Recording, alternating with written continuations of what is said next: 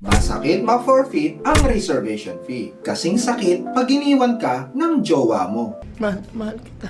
At ang sakit-sakit na. Kaya para hindi masayang ang pinagpaguran mo, panoorin mo ito. Good morning, good learning everyone. This is your Kuya Francis and I'm your Kuya Broker. Mga ka-property, alamin po natin ang mga top reasons kung bakit po nadi-disapprove sa bank ang ating loan application. Number 1, wala po tayong financial documents. If we are employed, dapat po may certificate of employment to prove na regular employee po tayo at least 2 years. If we are self-employed or business, dapat po 3 years na po ang ating business at may magandang income na naka-reflect sa ITR. Number 2, may bad debts.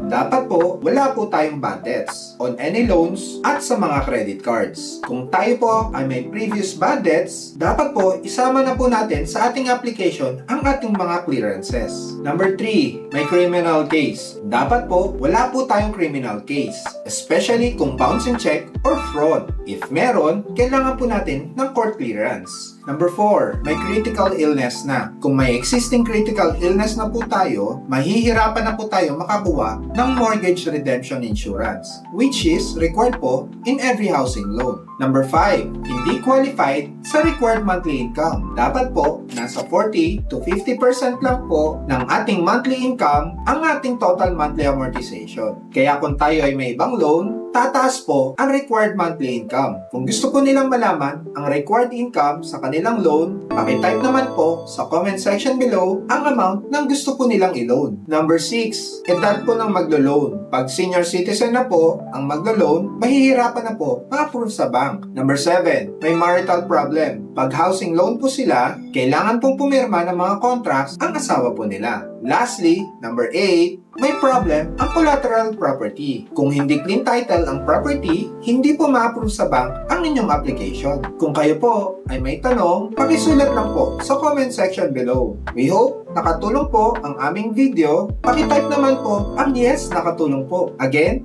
this is your Kuya Broker. God bless po sa ating lahat.